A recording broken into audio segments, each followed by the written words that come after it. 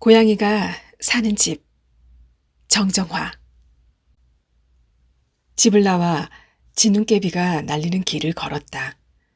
눈발이 굵었지만 땅에 닿자마자 녹아내렸다. 하늘은 잿빛구름을 낮게 들이우고 도시를 집어삼킬 듯이 가까이 다가와 있었다. 차고 습한 공기를 타고 된장국 냄새가 났다. 집에서 멀어질수록 추위는 더욱 시퍼런 나를 세웠다. 나는 호주머니에 든 명함을 만지작거려 보았다. 단장이라고 직책이 새겨진, 지금은 쓸모없는 명함인데도 버리지 못하고 있다. 모서리에 뾰족한 감촉이 손끝을 스칠 때 납작한 동물의 사체가 눈에 들어왔다. 형체가 조금 남아있는 머리 부분을 보니 고양이였다. 붉은 피와 흰 살점과 누르스름한 털이 짓이겨져서 뒤범벅이 되어 있었다. 흰색 털로 뒤덮인 폐가의 고양이가 뇌리를 스쳤다. 그 고양이는 별일 없는지 걱정이 됐다. 고양이의 사체 위로 차 한 대가 지나가자 고양이는 더 납작해졌다. 밟고 지나가는 바퀴의 흔적만큼 고양이는 자신의 형체를 잃어갈 것이다. 길 건너 골목길은 짐승이 사는 동굴처럼 어둡게 보였다. 폐가의 마당을 들어섰을 때 고양이 울음소리가 들려왔다. 요 며칠 조용하던 녀석들이 시끄럽게 우는 이유가 궁금했다. 안으로 들어가니 어미 고양이는 새끼는 신경도 안 쓰고 혼자서 문 쪽을 빙빙 돌았다. 뭔가에 홀린 듯 나를 보고도 시큰둥하더니 벌러덩 누워 몸을 좌우로 굴렸다. 그 모습을 보고 놀란 새끼가 울었다. 평소에는 새끼를 끼고 다니더니 오늘은 관심도 없었다. 고양이의 이상 행동은 아내 속마음처럼 난해하기만 했다. 내가 실직을 하고도 아내에게 비밀로 하는 것은 아내와 부딪히는 걸 피하고 싶어서다. 아내가 한창 부업에 정신이 팔려 있을 때였다. 말이라도 나누려면 일을 같이 하면 좋을 것 같아 아내 쪽으로 발걸음을 뗐다. 아내는 세 걸음 이내에 앉아 있었다. 물리적 거리에 어떤 의미가 있다는 생각을 해보지는 않았지만 아내와 나 사이에 메워지지 않는 미세한 틈 같은 것이 존재한다는 사실을 문득 떠올렸다. 아내는 헝클어진 머리카락을 말린 야생화가 장식된 머리끈으로 묶은 채 기계적으로 손을 놀렸다. 박스 안에는 아귀가 맞춰진 플라스틱 원형이 빼곡히 채워져 있었다. 고무 패킹을 집으려는 순간 아내는 눈을 치뜨곤 손사래를 쳤다. 일을 같이 하다 보면 자연스레 전하고 싶은 이야기에 대한 말문이 트이거나 잠시라도 잡념에서 벗어날 텐데 굽고 말리는 바람에 나는 소파에 몸을 뉘었다. 걱정이 머리를 헤집어 놓았다. 눈을 감고 잠을 청해 보았지만 쉬 오지 않았다. 딱, 딱, 딱. 회색 원형이 하얀 원형의 테두리에 딱 들어맞는 소리가 들렸다. 흰색 패킹이 회색 패킹을 감싸도록 끼우는 것이 아내가 맡은 일이었다. 규칙적인 소리는 신경을 곤두서게 한다. 언젠가 경쾌하게 들리던 소리가 지금은 나를 올가매는 소리로 바뀌어 주위를 맴돈다. 분무기에 물을 뿌리는 소리가 들렸다. 이는 패킹이 부드럽게 잘 끼워지게 하려는 비법이다. 물을 뿌리지 않으면 패킹은 빡빡해서 잘 들어가지 않는다. 아내와 나 사이에도 물 같은 물질이 있다면 뿌리면 좋을 것 같았다. 아내는 아직 눈치를 못 챈 듯하지만 자꾸만 위축되는 마음은 어쩔 수 없었다. 아내는 여전히 딱딱 소리를 내며 패킹을 끼우고 있었다. 나는 실눈을 뜨고 아내의 손을 내려다봤다. 가느다란 손가락 끝부분엔 밴드가 말려 있었다. 기계적으로 움직이는 손가락은 끝없이 움직일 것만 같았다. 지문이 다 닳았어. 아내가 자주 이 말을 했던 기억이 났다. 아내의 말이 때론 부담이 되기도 했지만 그런 아내에게 일을 그만하라는 말은 하지 않았다. 나는 다시 눈을 감았다. 아내에게는 사실을 알려야 할 것 같았다. 자리에서 슬며시 일어나 앉았다. 현지 엄마. 새침한 얼굴로 고개를 드는 아내를 보는 순간 말할 용기를 잃고 말았다. 입을 꼭 다문 아내가 쌀쌀맞게 느껴졌다. 그럴 때마다 불편한 말들은 안으로만 파고들었다. 그것이 아내에 대한 배려인지 내 자존심 때문인지 정확히 구분 지을 수 없었다. 나는 왼손 엄지손톱을 잡고 꾹꾹 눌렀다. 아내는 말을 잇지 못하는 나를 힐끗 쳐다보더니 싱겁기는 하고는 다시 규칙적인 소리를 냈다. 딱 할 때마다 두 개의 패킹이 만나 정확히 한 덩어리가 된다. 아내와 나도 저렇게 한 몸이 될 수는 없을까 하는 생각이 들었다. 저놈의 딱딱 소리, 내 말을 가로막는 저 소리. 사택에서 생활하다 한 달에 두세 번 집에 들르곤 했다. 정상 출근이라면 주로 일요일 저녁에 회사에 들어갔다. 지금은 가야 할 이유가 없는데도 아내에게 월차를 냈기에 내일 가도 된다고 했다. 아내는 자세히 묻지도 않았다. 아내가 꼬치꼬치 물어왔다면 자연스럽게 내 처지를 알릴 수 있었을지도 모른다. 일에 몰두하느라 내게 무관심한 아내라는 사람을 한참 동안 쳐다보았다. 텔레비전을 틀어놓은 채 리모컨을 들고 애꿎은 채널을 계속 바꿨다. 아내는 한가득 쌓인 부업 상자를 차에 싣기 위해 패킹을 갈무리에 담았다. 내가 도와주려고 일어났을 때 아내는 혼자 해도 된다며 상자를 들었다. 아내가 나간 뒤 나는 베란다로 갔다. 모자를 쓴 사내가 지정 장소에 놓아둔 상자를 싣고 있었다. 조금 있으니 아내가 나타났다. 사내는 아내가 든 상자를 받아서 차에 실었다. 아내는 사내에게 지나칠 정도로 입을 벌리고 웃으며 뭐라고 말을 했다. 사내도 미소를 띤 채 은근한 눈빛을 보내고 있었다. 무슨 얘기를 그렇게 유쾌하게 하는지 알 수 없었다. 은밀한 연인들처럼 달떠 보였다. 평소에 나를 보면 닥달하는 아내는 온데간데 없고 상큼한 매력을 발산하는 아내가 그곳에 있었다. 비스듬한 자세로 겨눈질을 하던 나는 아내가 볼까봐 거실로 들어왔다. 생각보다 오랫동안 짐을 싣는 것 같았다. 뒤늦게 나타난 아내는 내게 멋쩍은 웃음을 흘렸다. 점심때 먹던 김치찌개를 데우더니 밥 먹자고 했다. 찌개 위로 따뜻한 김이 모락모락 올랐다. 국물을 한 숟갈 떠서 입에 넣으니 쓴맛이 받쳤다. 아내는 호기심도 애정도 없는 무덤덤한 얼굴로 나를 쳐다보았다. 나는 입술 근육을 움직여 억지로 웃어 보였다. 아내가 눈치채지 못하도록. 새끼 고양이의 털은 어미 고양이와 다르게 검정색이다. 나는 가방에서 멸치를 꺼내 고양이 앞에 놓았다. 어미 고양이는 먹을 생각도 않고 머리를 벽에다 부딛고 있었다. 새끼 고양이는 깔짝거리며 멸치를 먹기 시작했다. 처음엔 나를 경계하느라 가까이 오지 않던 놈들이 먹을거리를 갖다 주다 보니 요즘은 먼저 다가와서 머리를 비비기도 했다. 새끼 한 마리를 잃고 난 뒤 남은 새끼를 더욱 살뜰히 보살피던 어미 고양이가 오늘은 본 척도 안 했다. 나는 어미 고양이의 목을 쓰다듬고 엉덩이를 툭툭 쳐주었다. 그랬더니 제법 얌전해져서는 머리를 내 몸에다 비비적거렸다. 창밖에는 바람에 떠밀린 진눈깨비가 시야를 가릴 정도로 뿌옇게 내리고 있었다. 축축한 겨울바람에 몸이 선뜩했다. 아내와 나를 갈라놓을 큰 길도 흐릿해서 잘 보이지 않을 정도로 진눈깨비가 몰아쳤다. 이곳으로 이사 왔을 때 큰 길을 중심으로 양쪽으로 서로 다른 풍경이 펼쳐졌다. 한쪽은 사람들의 고성이 창밖을 넘기도 하고 세제가 섞인 퀴퀴한 하수구 냄새가 들이치는 주거지역이었고 다른 한쪽은 빈집들이 즐비하게 늘어선 가끔 바람이 찾을 뿐 인적이 드문 재개발 예정 지역이었다.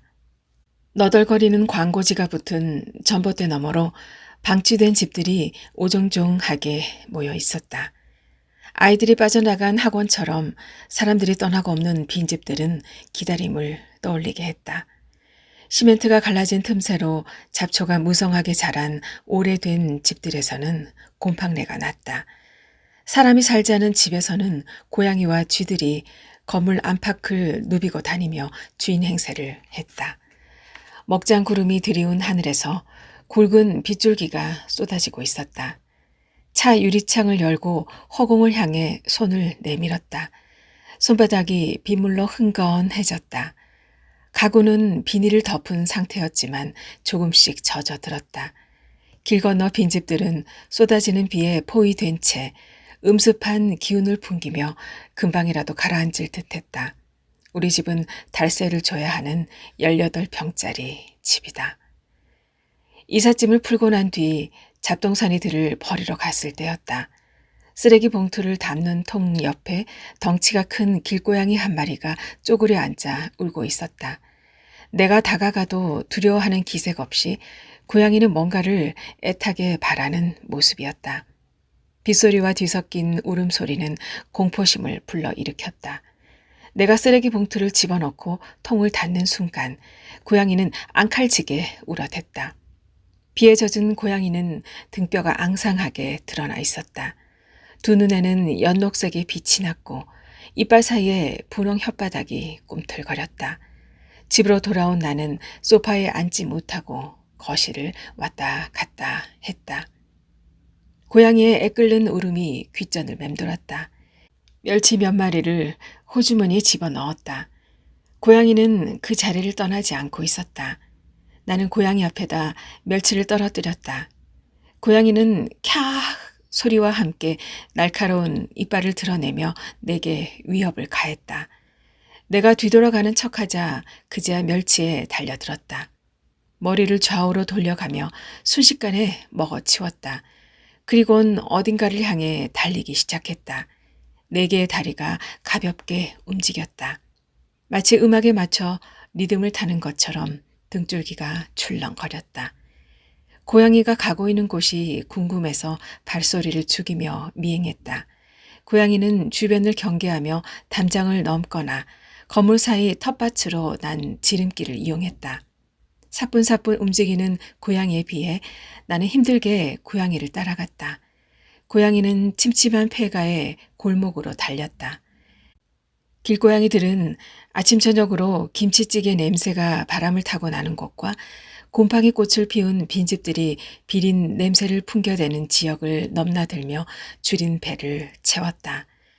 전깃줄이 거미줄처럼 엉킨 아래로 펼쳐진 골목길에는 아무렇게나 버려진 쓰레기 봉투가 길가에 늘어서 있었고 스멀거리며 기어오르는 악취에 코를 막아야 했다. 대문은 누가 떼어갔는지 시멘트 속에 녹슨 철심만 덩그러니 남아 있었다. 입구에 들어서자 화단이었음직한 담벼락 밑 좁은 땅에서는 잡초가 뒤엉켜 자라는 중이었다. 빈 상자와 스티로폼이 마당가에 흩어져 있었다. 고양이가 들어간 집안에는 새끼 고양이 2마리가 엎드린 채 꼬물거렸다. 나는 문틈으로 안을 들여다봤다. 벽과 천장에는 검푸른 곰팡이가 얼룩져 있었다. 바닥에는 불에 그슬린 흔적이 흉터처럼 보였고 누군가 피우고 버린 짧은 담배꽁초와 빈병들이 방 한 구석을 차지하고 있었다. 고양이는 얼굴과 몸을 혓바닥으로 닦더니 새끼에게 젖을 물리기 시작했다. 나는 그 광경에 홀려서 오랫동안 지켜보았다. 고양이가 눈치채지 못하게 멀쩡히 선 채로 마당에 떨어지는 빗방울이 더욱 굵어졌다. 아무도 없는 폐가인데도 언젠가 와본 듯한 느낌이 들었다. 그날 이후 고양이가 궁금하거나 아내와 말다툼할 때면 이곳을 찾곤 했다. 집에 와서 자고 가는 날이면 아내 몰래 멸치 몇 마리를 들고 고양이를 찾았다. 앙상한 고양이의 등허리가 올 때마다 홀쭉해져 갔다. 내가 이곳을 4번째 들렀을 때 새끼 고양이의 사체가 폐가 마당 한쪽 구석에 다리를 뻗은 채로 굳어 있었다. 흰털이 유난히 고운 것이 이곳에 머물던 새끼 고양이임을 한눈에 알아봤다. 진눈깨비가 나무에, 지붕에, 마당에 퍼부어댔다. 새끼 고양이를 묻어둔 화단에는 눈이 쌓였다가 녹았다가를 반복했다. 조금 떨어진 곳에 우리 집이 있지만 나는 폐가에서 고양이들과 놀았다. 며칠 전부터 몸을 기대온 은신처이다. 허기가 밀려들었다. 누런 알루미늄 냄비에다 물을 붓고 간이 가스레인지 전원을 켰다. 가스레인지 밑에는 신문을 깔아놓았고 그 주변으로 생활정보지, 광고지가 뒤섞여 흩어져 있었다. 창틈 사이를 비집고 들어온 바람에 종이들이 팔랑거렸다. 소주를 일회용 컵에 따랐다. 컵라면을 밥 삼아 안주 삼아 술을 마셨다. 알싸한 소주가 목구멍으로 넘어갔다. 눈물이 볼을 타고 내려와 입안으로 흘러들었다. 회사를 나오는 날 김 씨를 만났다. 그에게 사정을 해보면 수가 날 것도 같아서였다. 회사에서 김 씨는 형님 동생하며 지낸 사이로 내가 작업반장이 되었을 때부터 웃기는 일이 없는데도 나와 눈이 마주치면 실없이 웃을 때가 많았다. 우선 김 씨에게 얼마간의 돈을 빌려 융통에 쓰면서 일자리를 알아볼 요량이었다. 회사에서 조금 떨어진 한가진 돼지국밥집에서 김 씨와 마주 앉고 보니 뭔가 어색했다. 절반 이상이 일자리를 잃은 구조조정에 된 바람에도 살아남은 김 씨가 신통해 보이기도 하고 얄밉기도 했다. 어떻게 해서든지 돈을 좀 빌릴 수 있으면 좋겠다는 생각이 간절했다. 내 앞에서 곧잘 머리를 조아리곤 하던 김 씨는 그날따라 목을 꼿꼿하게 세우고는 눈을 자주 내리깔았다. 사람의 처지가 손바닥 뒤집듯 달라진다는 것이 쉬 받아들여지지 않아 나도 모르게 욕을 내뱉을 뻔했다. 뚝배기에 뜨거운 김이 코끝으로 올랐다. 내심 소주라도 한 병 시켰으면 하는데 김 씨는 눈을 끔뻑이며 내 눈치를 살피더니 술은 다음에 한잔 하자고 했다. 반주를 곧잘 마시던 김 씨는 그새 습관이 바뀐 것처럼 점잔을 뺐다. 국밥을 목구멍으로 넘기면서 몇 번이나 돈 얘기를 꺼내려다 말고 했다. 아쉬운 소리를 할 때는 자꾸 망설여졌다. 국밥을 먹는 건지 말을 삼키는지 모를 정도의 시간이 지나고 나니 뚝배기가 바닥을 드러내고 있었다. 입이 참 안 떨어지는데 어째 돈천 정도 융통 안 되겠나? 김 씨는 대답 없이 탁자에다 시선을 고정했다. 김 씨의 표정은 무덤덤해서 마음을 읽기가 어려웠다. 돈요? 요즘 쌓아두고 사는 사람이 어딨는겨? 그럼 되는 대로라도. 우리 집도 요즘 굴러가는 게 빡빡함더. 김 씨는 자세한 설명 없이 툭 내뱉었다. 폰과 계산서를 챙기며 서두르는 기색이 역력했다. 이 자리를 피하고 보겠다는 속셈인 것 같았다. 겸연쩍은 얼굴로 김 씨가 자리를 털고 일어났다. 김 씨는 국밥값을 계산한 뒤 목례를 하고는 음식점을 나갔다. 나는 쇠냄새가 나는 김 씨의 채취를 따라 걸었다. 갈 곳이 있는 뒷모습이 의기양양해 보였다. 쟁걸음으로 달려가 김 씨의 팔을 잡아챘다. 사정 좀 봐주게. 형님, 와 사람 말을 못 알아듣는겨?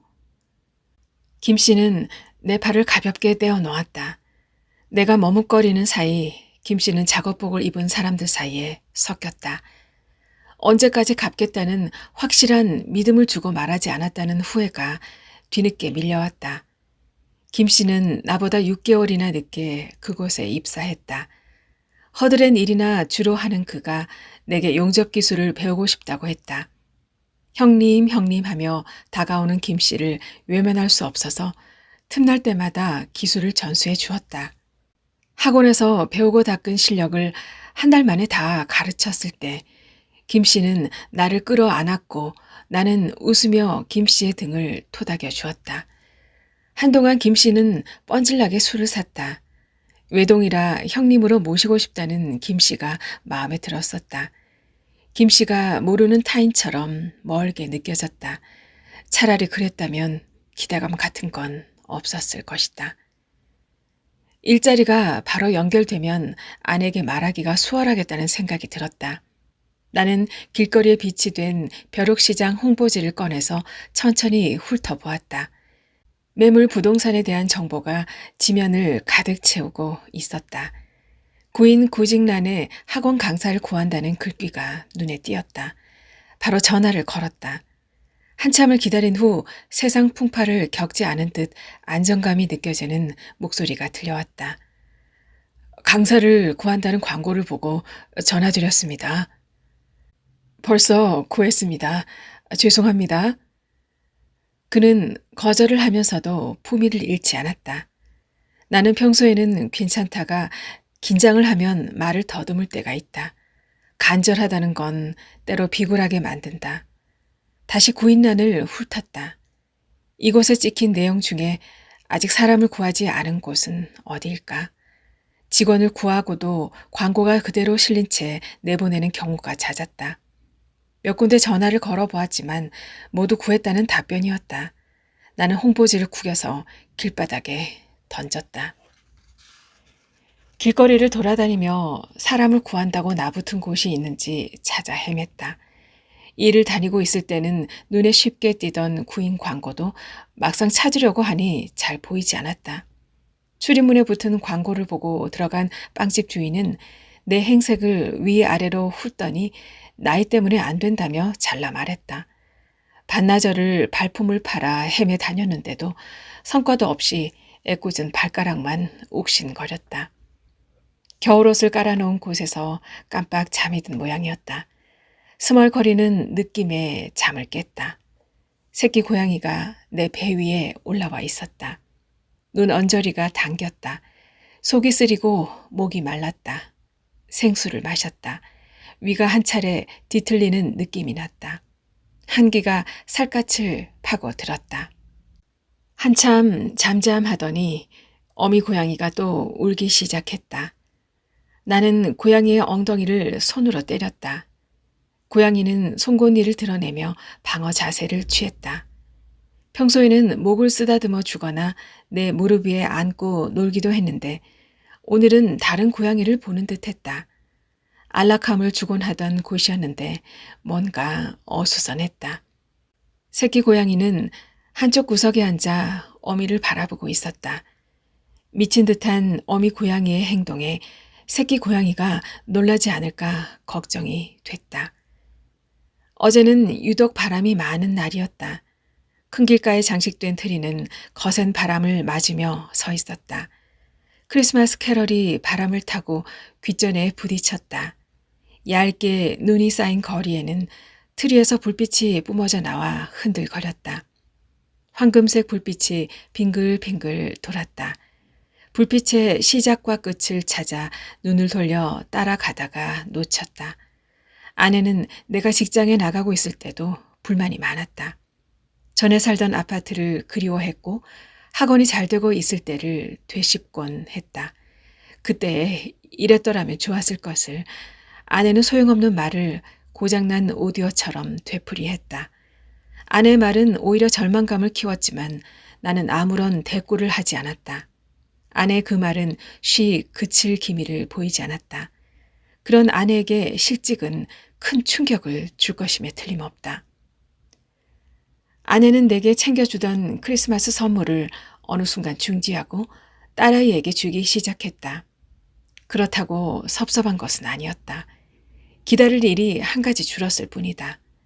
그동안 비밀에 붙인 것을 알게 되면 아내는 나를 혐오하게 될지도 모른다.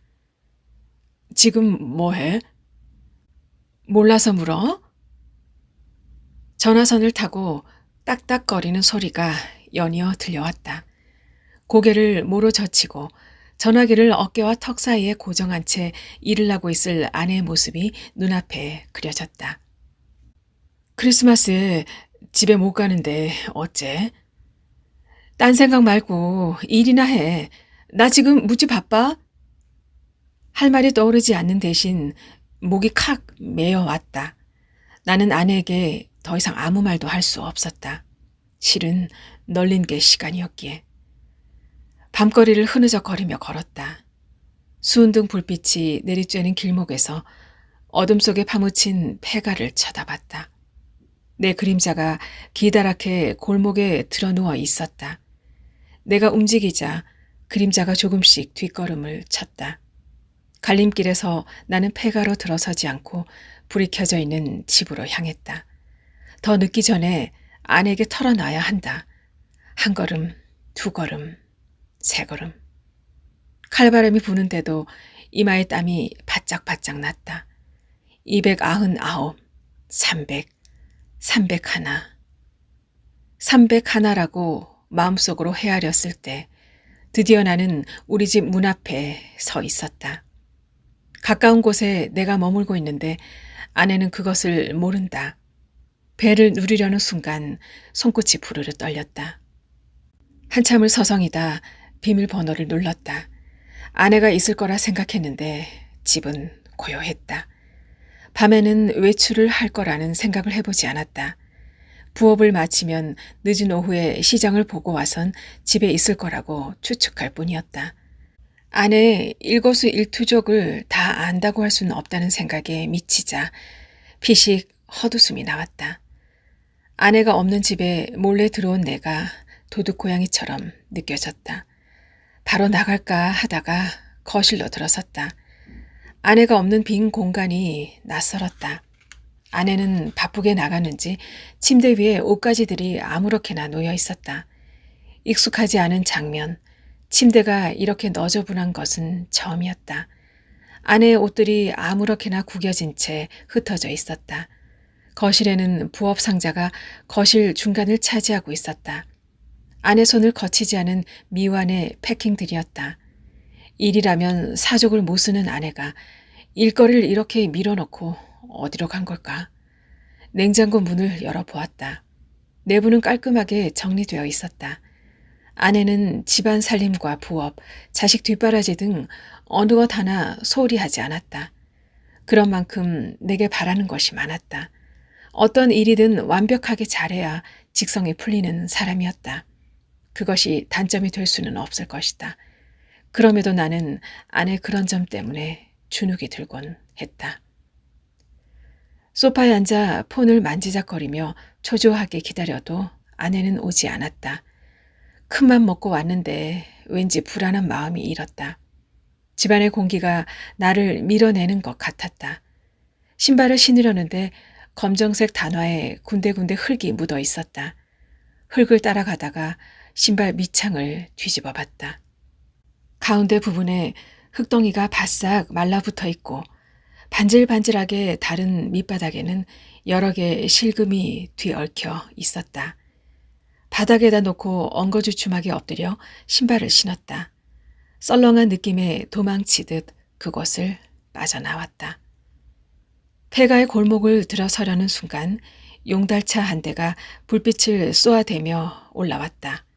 눈이 부셔 처음엔 몰랐는데 가까이서 보니 부업을 실어 나르는 차였다. 완성된 부업 상자는 이미 다 실어 갔는데 밤중에 부업차가 왜 왔을까? 나는 우리 집이 있는 빌라 앞에서 멈췄다. 나는 전봇대 뒤에 몸을 숨기고 차를 주시했다. 운전석에 앉은 사내와 옆에 앉은 여자가 포옹한 상태로 격렬하게 키스를 나누었다. 두 사람은 혹시나 있을지도 모르는 행인을 전혀 의식하지 않은 듯했다. 잠시 뒤 운전석 문이 열리면서 모자를 쓴 사내가 내렸다. 그러더니 조수석 문을 열어주었다. 여자가 차에서 내렸다. 가로등 불빛 아래 원피스를 입은 아내의 실루엣이 어렴풋이 보였다. 용달차는 기역자로 차를 꺾어 돌렸다. 아내는 사내를 향해 손을 흔들더니 아쉬운 듯 차의 뒷공무니를 쳐다보았다. 나는 그 자리에 선 채 굳어 있었다. 아내에게 달려가 속사정을 따져보고 싶었지만 오늘 잔업이 있다고 말했기에 망설여졌다. 아내를 목격한 것이 사실임을 인정하고 싶지 않았다. 벌렁거리는 심장을 가라앉히며 나는 아내를 따라 바삐 걸었다. 아내는 밤하늘을 쳐다보며 꿈에 젖은 듯 사뿐 걸었다. 이 밤에 어디 갔다 오는 거지? 아, 깜짝이야. 그나저나 당신은 웬일이야? 지금 도대체 시간이 몇 시인데 싸돌아다녀? 12시가 넘었네. 친구들과 수다 떨다 보니 벌써. 아내의 목소리는 긴장돼 있으면서도 애교가 묻어 있었다. 아내는 비밀번호를 눌렀다. 2번을 실수한 뒤에야 문을 열었다. 아내의 뻔뻔스러움에 심통이 났다. 아내의 진한 화장이 눈에 거슬렸다. 나는 거실 중간에 놓인 부업 상자를 넘어뜨려 왈칵 쏟아 부었다. 이딴 거 다 집어치워. 당신 도대체 왜 이래? 한 푼이라도 벌어서 살림에 보태려는 거 몰라서 이래? 아내는 눈에다 쌍심지를 켜고 눈을 파르르 떨었다. 진실을 말하지 못하는 나 자신이 비겁하게 느껴졌지만 그 말이 두 사람을 벼랑으로 몰고 갈까봐 차마 입을 떼지 못했다. 아내는 훌쩍훌쩍 울기 시작했다. 아내 가면을 벗기고 싶은 욕구가 일었지만 참고 있었다. 이제 부업 그만해. 그만하면 감당할 능력은 되고? 내가 못 본 줄 알아? 어디 코앞에서 허튼 수작하고 다니는 거야? 누군 좋아서 그러는 줄 알아? 당신은 아무것도 몰라. 아내는 씻지도 않고 방으로 들어가더니 문을 닫았다. 평소에 아내는 피부 상한다고 꼭 씻고 자는 사람이었다. 나는 머리끝까지 화가 났지만 아내에게 갈 수가 없었다.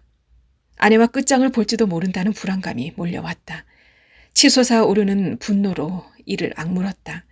그 사이로 신임이 새어나왔다. 소파에 누워 뜬 눈으로 밤을 새웠다. 폐가의 창문에는 어젯밤처럼 바람이 몰아쳤다.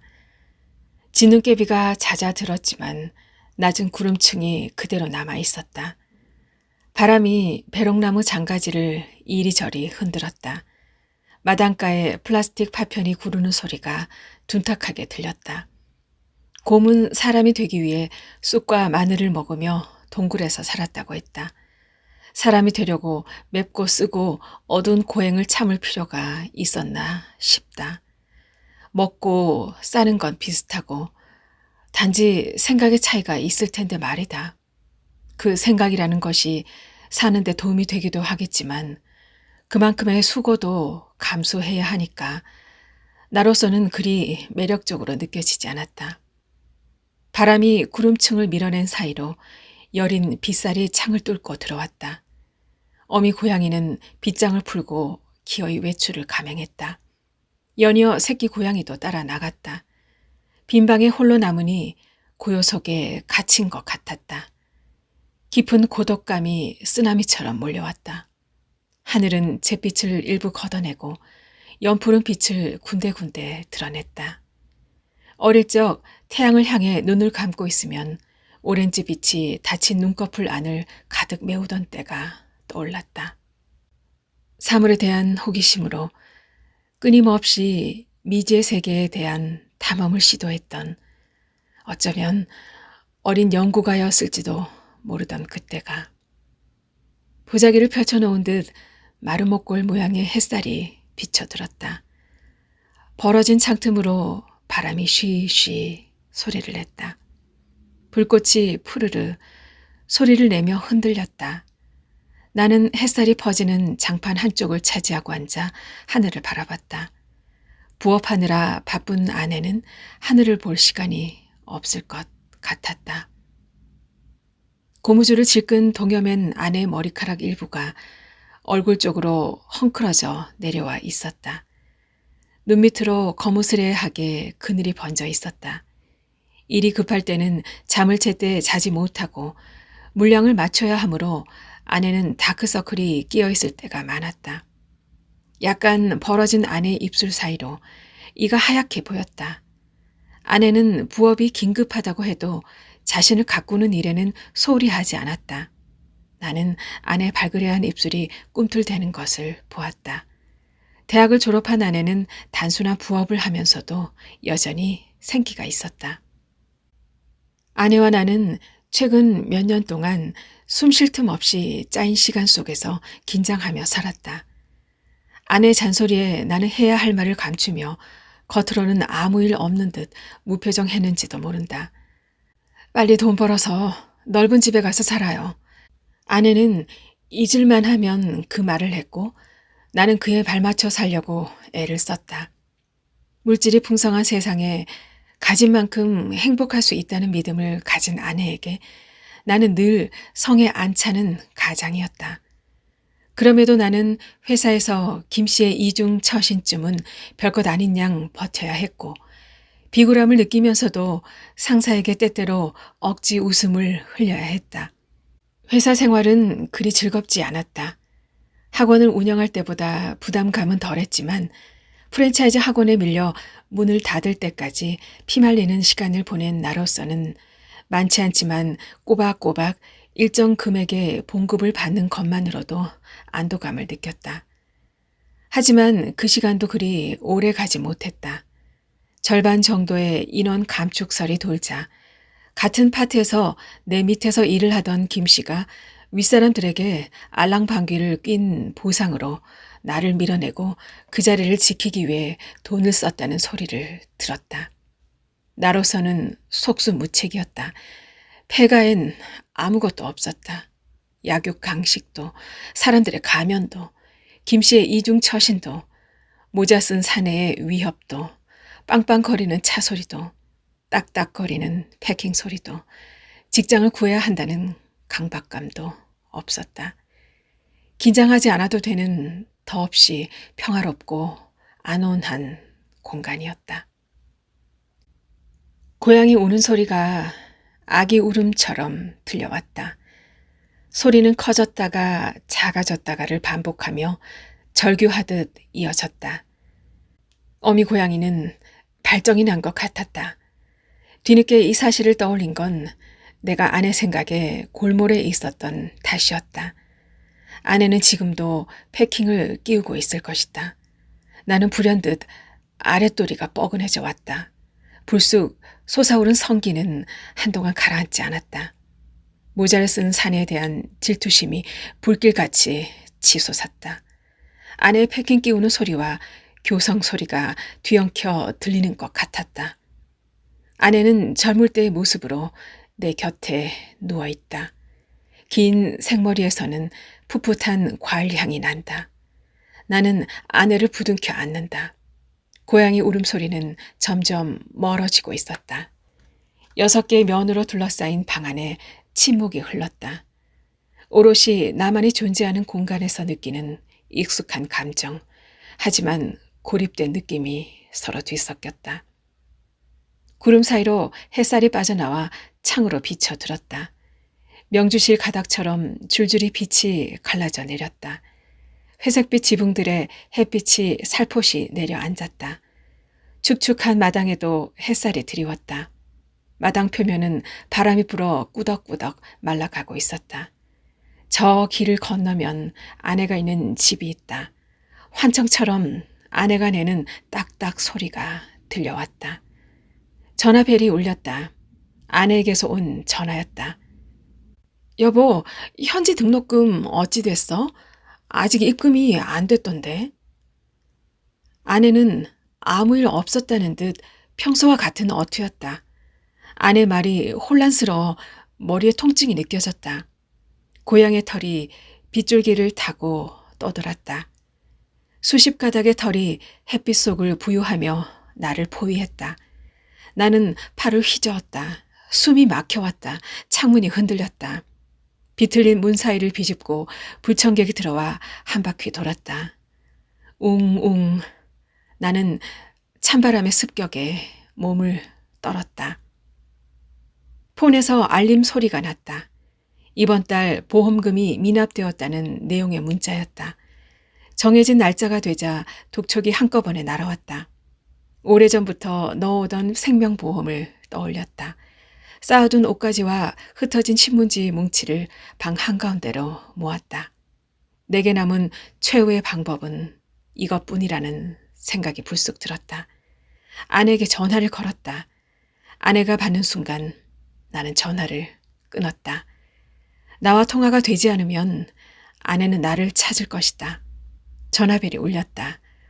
라이터에 불을 댕기려다 멈칫했다. 화면에는 아내 이름이 떠 있었다. 나는 전화를 받지 않았다. 창틈으로 휘 바람이 새어 들어왔다. 방 한가운데 물건을 쌓아둔 앞에 섰다. 라이터 부싯돌 휠에 엄지손가락을 올렸다. 순간 고양이 울음소리가 들렸다. 창밖을 보니 낯선 고양이가 한 마리 더 끼어 3마리로 늘어 있었다. 집 나간 어미 고양이가 수컷 고양이를 데리고 새끼와 함께 돌아온 것이다. 2마리의 고양이는 밀착되어 있었고 새끼 고양이는 그 주변을 맴돌며 뛰었다. 3마리 고양이의 보드라운 털 위로 햇살이 희미하게 비치고 있었다. 아내는 어떤 일이건 내가 없는 것보다는 낫다고 생각할지 모르겠다. 좋아서 그러지 않았다는 아내 말을 믿고 싶었다. 아내에게 사실을 털어놓고 막노동이라도 하면서 일자리를 찾아야겠다. 손에 힘을 빼고 라이터를 떨어뜨렸다. 구석에 둔 가방을 어깨에 메고 어두침침한 그곳을 빠져나왔다. 진눈깨비가 뿌옇던 골목길에는 바람이 몰아치고 있었다. 나는 우리 집을 향해 걸었다. 이어서 정정화 작가의 당선 소감을 들어보겠습니다. 그해 겨울 몹시 추운 날 무리하게 일을 해서 입원한 적이 있습니다. 살갗은 짓무르고 몸 구석구석이 어긋나고 있었습니다. 면역 기능이 마비될 정도로 나빠졌습니다. 큰 병을 앓으시던 아버지가 링거병을 품고 그것이 딸을 일으켜 세울 거라는 소망을 담아 차가운 길을 걸어서 병원으로 오셨습니다. 아무것도 할 수 없는 딸을 두고 응급실에 실려간 아버지는 며칠 후에 운명하셨습니다. 당신의 바람대로 저는 다시 일어날 수 있었습니다. 우연처럼 아버지의 기일에 당선 통보를 받았습니다. 함께 오래 하길 꿈꾸어도 짧게 그치는 인연을 생각하면 그래서 무엇을 찾아야 할지 막막합니다. 중심을 알아야 하는데 자꾸 변두리를 건드렸나 봅니다. 아직 덜 여물어서 마음 다잡으며 글을 씁니다. 이 잠시의 기쁨이 기나긴 인내를 요구하겠지요. 따뜻한 격려와 조언으로 소설에 대한 열정을 지니게 해주신 권지혜 선생님, 작가 정신을 일깨워 어제보다 나은 글을 쓰게끔 이끌어주신 장창호 선생님, 독리모골 문창대학의 엄창석 선생님, 이우상 선생님, 소설의 첫발을 딛게 하신 조돈만 선생님, 함께 공부한 문우 고맙습니다. 독서회에서 책을 마음껏 볼 수 있어서 행복했습니다. 울주도서관 관계자님의 덕분입니다. 믿고 응원해준 우리 가족, 여든 나이에도 밭일을 하시는 어머니, 하늘나라에 사시는 아버지와 기쁨을 함께 하겠습니다. 제가 가는 길에 힘을 실어주신 경남신문사와 심사위원님께 감사드립니다. 한 걸음 한 걸음 문장을 찍는 작가가 되겠습니다.